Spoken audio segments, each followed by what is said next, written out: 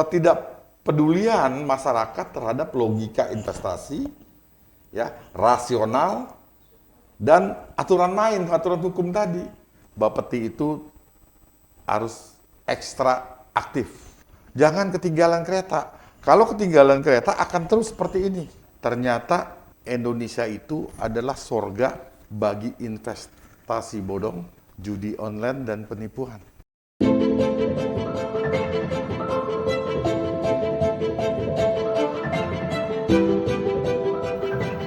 Assalamualaikum warahmatullahi wabarakatuh. Kembali lagi dengan saya Dewi Ayu Lestari dalam program Serambi Adi Warman.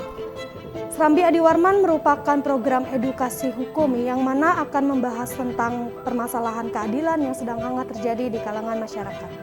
Vlog official Adi Warman ini juga melakukan penelusuran hukum serta mengemasnya dalam bentuk karya jurnalistik yang bertujuan untuk memberikan pemahaman hukum sesuai undang-undang yang berlaku di Indonesia. Pada tema kali ini, Serambi Adi Warman akan membahas tentang sanksi hukum bagi afiliator binary option terkait penipuan, investasi bodong, dan judi online. Sebelum acara kami mulai, mari kita saksikan tayangan berikut. Hai, saya Indra Kusuma. Saya adalah seorang trader di binary option. Saya memulai trading di awal tahun 2019 tanpa basic apapun, karena background saya sebenarnya adalah seorang penyanyi, seorang musisi, dan hanya karyawan biasa. Berbekal hasil dari trading, akhirnya saya bisa mengumpulkan cukup modal untuk memulai bisnis dan usaha saya sendiri. Bahkan saya bisa menyewa kantor dan membuka lapangan pekerjaan bagi orang lain. Sebenarnya, binary option ini sendiri adalah sebuah instrumen perdagangan online yang memungkinkan kita untuk melakukan sebuah transaksi perdagangan, yaitu jual beli pada suatu nilai aset mata uang. Kita akan mendapatkan profit atau keuntungan dari komisi yang dibagikan kepada kita. Hanya dalam waktu beberapa bulan saja, saya telah mendapatkan profit lebih dari 500 juta rupiah melalui trading di binary option. Jikalau saya bisa, Anda pasti juga bisa. Dalam waktu 20 detik, ketika prediksi saya benar, maka saya akan mendapatkan keuntungan senilai 2.500.000 dari aset 1,4 juta yang saya perdagangkan. Kita lihat dalam waktu 5, 4, 3, 2, 1. Iming-iming kaya dalam waktu singkat rupanya menjadi cara ampuh membuat korban terpikat. Itulah yang dilakukan afiliator dan influencer binary option untuk mengeruk cuan dari para korban. Binomonya hanya salah satu, Pak. Di Indonesia ini sudah kita identifikasi ada 5 yang melakukan kegiatan binary option ini, Pak. Binary option itu bukan trading, dan itu berdasarkan Undang-Undang Perdagangan Perjalanan Komoditi itu adalah kegiatan yang ilegal. Dia memperkenalkan, memperlihatkan, bahkan mengajarkan cara untuk meraup untung. Salah satu penyebaran bohong, dia juga membuat demo. Yang mana demo ini seolah-olah dia untung, padahal itu demo, fiktif. Awalnya para korban latihan dulu, setelah saya dummy selalu menang, ya. Tetapi begitu dia masukin uang sungguhan, 99% kalah. Jelas kalau kita baca di depan ya, ini terpampang program afiliasi BIN Partner menawarkan pendapatan hingga 70% Pak dari setiap klien yang tertarik, dan itu didapatkan dari loss orang-orang yang trading transaksi lewat link kita Pak. Itu setelah saya bangkrut, benar-benar hancur hidup saya itu di bulan Januari, saya sempat ada kepikiran nanti setelah saya ada uang saya mau trading lagi. Tenang aja, biarin lecet tinggal beli baru lagi, orang gua aja dari afiliasi udah dapat miliar. Afiliator ini mendapatkan keuntungan dari hasil transaksi yang dilakukan oleh para afiliasi sebagai member untuk melakukan trading valuta asing sebesar 80% apabila para member mengalami kekalahan bermain trading.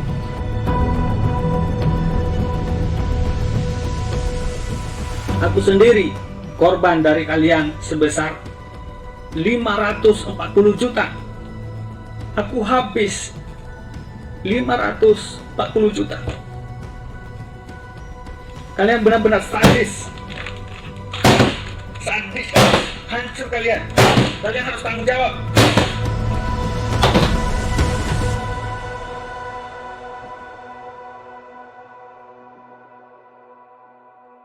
Jangan lupa share, like, dan juga subscribe Serambi Adi Warman. Baiklah, kali ini kita sudah bersama narasumber kita yaitu Bapak Adi Warman. Mari kita sapa terlebih dahulu. Assalamualaikum Bapak. Waalaikumsalam warahmatullahi wabarakatuh. Apa kabar Mbak Ayu? Alhamdulillah baik Bapak. Bapak gimana kabarnya? Alhamdulillah baik. Baik. Melihat tayangan yang tadi kita sudah saksikan bersama Pak, bahwa masalah ini cukup ramai diperbincangkan oleh publik dengan adanya korban penipuan yang kita lihat bahwa jumlahnya tidak sedikit. Bahkan kerugian korban dinyatakan cukup besar Pak. Kemudian jika menurut sosiologi hukum sendiri, sebenarnya apa yang sedang terjadi Pak? Ya, yang sedang terjadi adalah ternyata Indonesia itu adalah surga bagi investasi bodong, judi online, dan penipuan. Kenapa saya katakan surga? Sebenarnya kasus seperti ini yang kita lihat di video tadi, itu sudah terjadi lama sekali. Dalam 40 tahun terakhir aja, ini investasi bodong itu sangat banyak. Kita dulu ingat mungkin Yayasan Adil Makmur, terus Wesel Berantai, terus Koperasi Langit Biru, terus ada apalagi Pohon Emas dan lain sebagainya. Sebenarnya ini mirip. Ya, yang dipakai di sini adalah yang kita sebut dengan istilah Ponzi games. Jadi orang mendapatkan katanya keuntungan dari investasi, senyatanya bukan dari investasi, tapi dari uang member yang belakangan. Saya masuk member duluan, terus saya dapat keuntungan investasi dari uang member yang belakangan masuk jadi anggota. Nah, itu ya akhirnya pada akhirnya yang belakangan tidak akan mendapatkan. Itu adalah yang konvensional. Akan tetapi dengan berkembangnya teknologi dan zaman, masuklah dengan IT. Ya, dibuatlah seperti judi online dan sebangsanya dan sejenisnya. Tapi prinsip kerjanya sama seperti itu. Nah, ini jujur ya, saya harus katakan yang terlibat di sini, yang member di sini, bukan hanya orang awam. Ada pejabat, ada politisi, ada akademisi, ada profesional. Ya, dia tergiur dengan iming-iming yang tidak rasional, keuntungan yang tidak masuk akal, ya, dari 12% per bulan sampai 20% per bulan. Nah, apa yang sedang terjadi di sini kan? Baru itu jawabannya, apa sih yang sedang terjadi? Ternyata ada dua hal yang perlu kita garis bawahi bahwa masyarakat kita itu, yang pertama ketidakpedulian ya terhadap sikap rasionalnya terhadap sesuatu, dan juga mengenai logika investasi serta peraturan terhadap investasi. Ketidakpedulian tiga hal tadi ya jadi menyebabkan hal yang tidak rasional dilakukan. Logika investasi juga dia tidak peduli.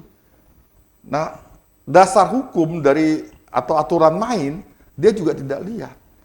Nah, itu yang pertama yang sedang terjadi di masyarakat kita. Yang kedua, ketidakpedulian ini yang berakar dari sebuah sikap, yaitu keserakahan.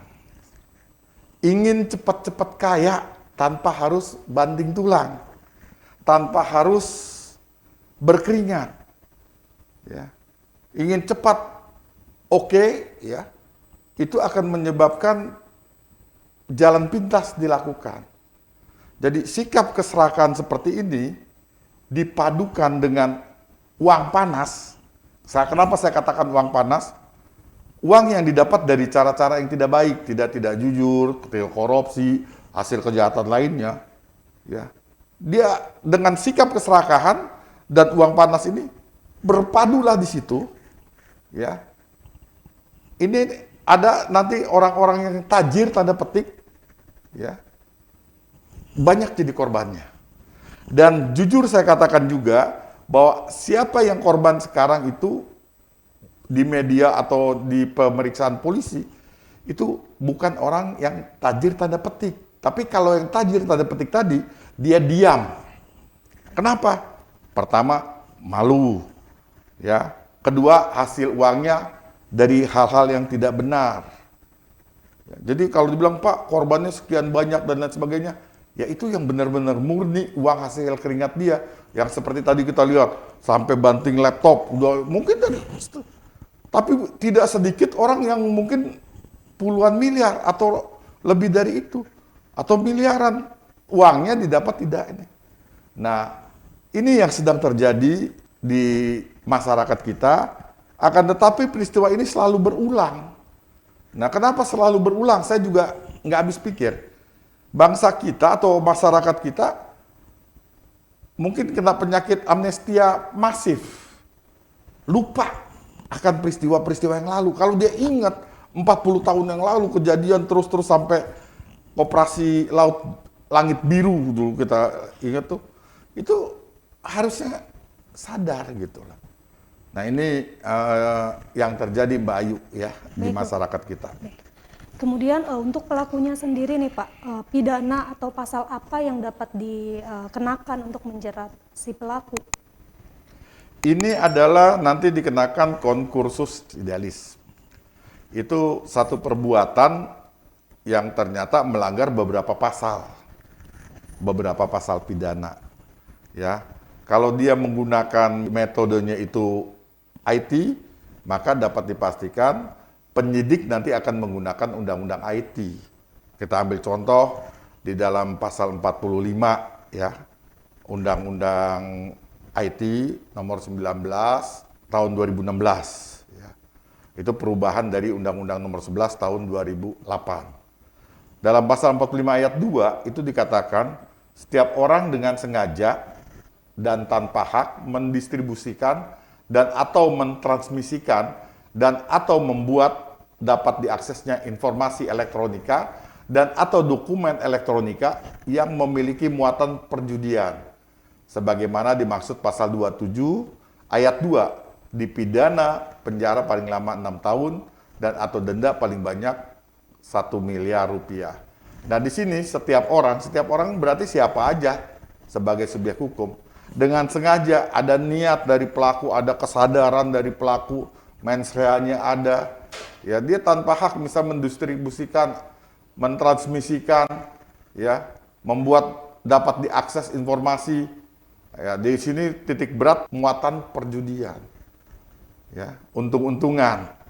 Nanti ada pasal 303 dilihat apa yang dimaksud dengan perjudian. Tapi diterangkan ini adalah masuk pada pasal 27 ayat 2. Nah, kita lihat pasal 27 ayat 2. Setiap orang dengan sengaja tanpa hak mendistribusikan atau informasi elektronik dan atau dokumen elektronik yang memiliki muatan perjudian. Nah, itu clear satu. Unsurnya jelas. Nah, kita lihat juga di dalam pasal 45 huruf A ya. Itu bisa kita lihat di ayat satunya. Setiap orang dengan sengaja dan tanpa hak menyebarkan berita bohong yang menyesatkan, mengakibatkan kerugian konsumen, orang jadi tertarik untuk ikut transaksi elektronik tadi. Ya. Jadi unsur itu harus dapat dibuktikan oleh penyidik. Nah, dikatakan dalam pasal 28 ayat 1, dipidana paling lama 6 tahun dan atau denda paling banyak 1 miliar. Nah, pasal 28 ayat 1 ini apa?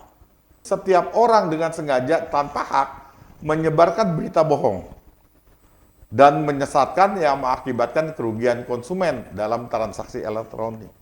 Tadi dalam video diterangkan dalam promosi.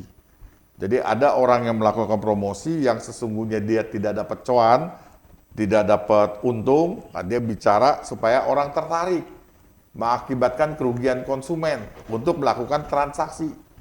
Atau bahasa penyidik tadi saya lihat demo katanya.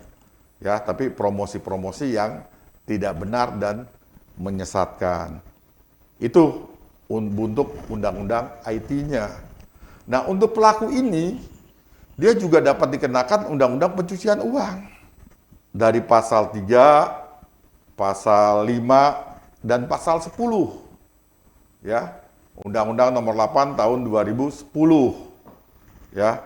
Di dalam pasal 3 bisa kita lihat setiap orang yang menempatkan, mentransfer, mengalihkan, membelanjakan, membayar, menghibahkan, menitipkan, membawa ke luar negeri, mengubah bentuk, bla bla bla, banyak itu di situ ya, harta kekayaan yang merupakan hasil tindak pidana. Nah, dari tadi tindak pidana yang pertama, tindak pidana pokoknya, dari hasil tindak pidana ya itu dapat dikenakan pidana.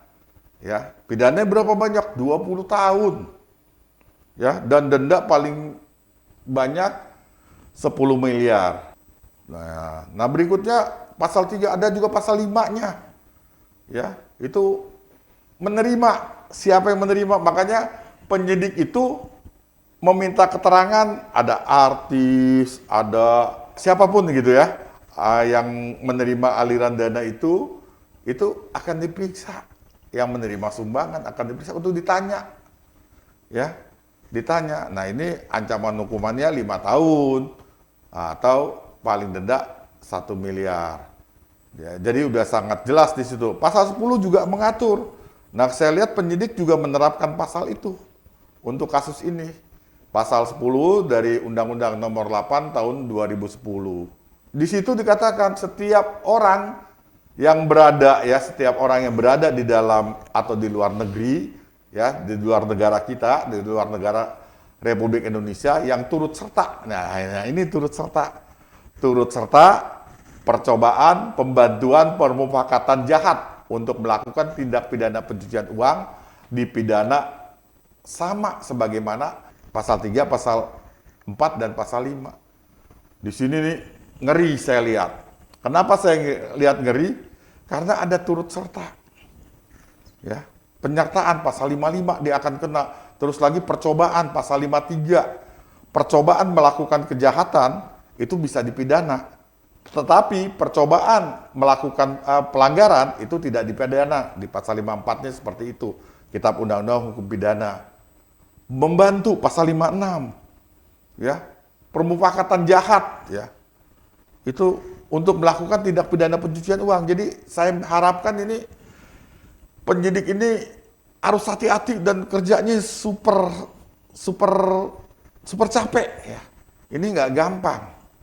Dan ini harus kita support polisi, para penyidik ini untuk membongkar sampai ke akar-akarnya. Siapa sih yang memberikan bantuan? Siapa sih yang melakukan yang turut serta? Siapa sih yang melakukan permufakatan jahat, ya, supaya di belakang-belakang ini bisa dibongkar semuanya. Ya, itu sudah sangat jelas. Di situ juga karena ini ada penipuan, 378-nya tetap digunakan oleh para penyidik. Ya, jadi bisa bayangkan ancaman hukumannya yang paling berat tadi kita lihat yang 20 tahun ya. Ya 20 tahun tambah sepertiga. Kalau penipuan kan 4 tahun ya.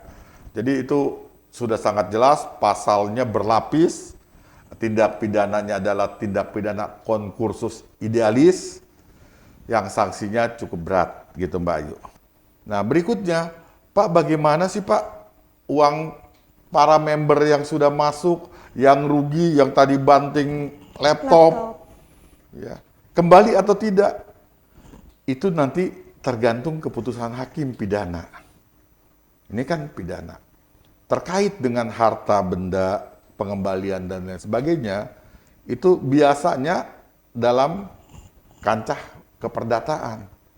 Tetapi hakim bisa saja memutuskan barang bukti yang disita itu akan dikemanakan, akan diputuskan kemanakan, tergantung juga daripada permintaan JPU.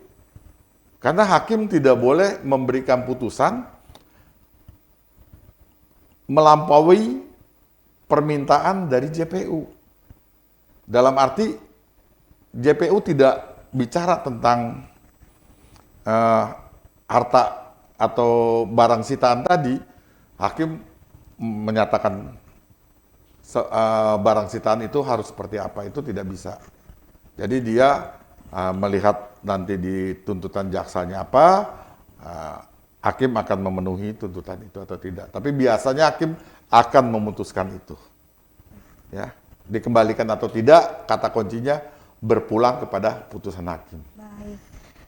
Terkait kasus penipuan ini kan tadi Bapak sendiri sudah sampaikan bahwa sebenarnya sudah tidak asing ya Pak ya, karena sudah pernah ada di beberapa tahun lalu. Sama halnya berarti seperti pernyataan dari Kepala Bapepti yang mengatakan bahwa binary option ini sangat sering mengganti nama merek atau linknya, tapi dengan modus yang sama, yaitu penipuan Pak.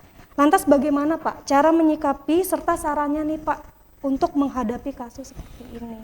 Untuk menghadapi kasus seperti ini dan perkembangannya sangat cepat, Bapepti itu harus ekstra aktif, menggandeng penegak hukum untuk memantau, membimbing, membina, bahkan melakukan penindakan-penindakan. Harus juga bekerja sama dengan PPATK. Jangan ketinggalan kereta. Kalau ketinggalan kereta akan terus seperti ini. Terulang lagi. Ya, terulang lagi. Coba Bapepti ini, saya berharap bisa seperti POM ya, pengawas obat dan makanan. Begitu aktif melakukan kegiatan-kegiatan yang sifatnya pengawasan. Tidak duduk hanya sekedar administrasi. Ada orang daftar, catat, terus pembinaan seperti apa, cuma administrasi. Di sini diperlukan terjun ke lapangan Bapepti bersama dengan unsur penegak hukum lainnya. Ya, jadi dengan kondisi seperti itu, kejadian ini bisa diminimalisir, bisa tidak terulang lagi lah bahasanya. Terus lakukan edukasi kepada masyarakat sering bahwa ini tidak benar, ada investasi yang cuannya sampai dari 12% sampai 20% per bulan, itu bullshit. Ya kan? Jadi supaya masyarakat itu juga mau berpikir logika dalam hal melakukan investasi, mau memiliki rasional, dan yang tidak kalah pentingnya, izin mereka itu dicek terdaftar atau tidak. Jadi dengan seperti itu ya, insya Allah ke depannya bisa hal-hal seperti ini tidak terulang lagi. Gitu Mbak Ayu ya. Baik, terima kasih kepada Bapak Adi Warman yang telah bersedia menyempatkan waktunya untuk hadir dan memberikan pemahaman yang luar biasa tentunya. Semoga ilmu hari ini bisa bermanfaat tidak hanya untuk saya tapi untuk teman-teman sahabat Serambi Adi Warman juga di rumah. Baiklah, ingat kesuksesan yang dicapai dengan jalan pintas juga hanya dirasakan dalam waktu sepintas. Sampai jumpa di episode berikutnya. Jangan lupa like, komen, dan subscribe. Saya Ayu pamit undur diri. Wassalamualaikum warahmatullahi wabarakatuh. Waalaikumsalam warahmatullahi wabarakatuh.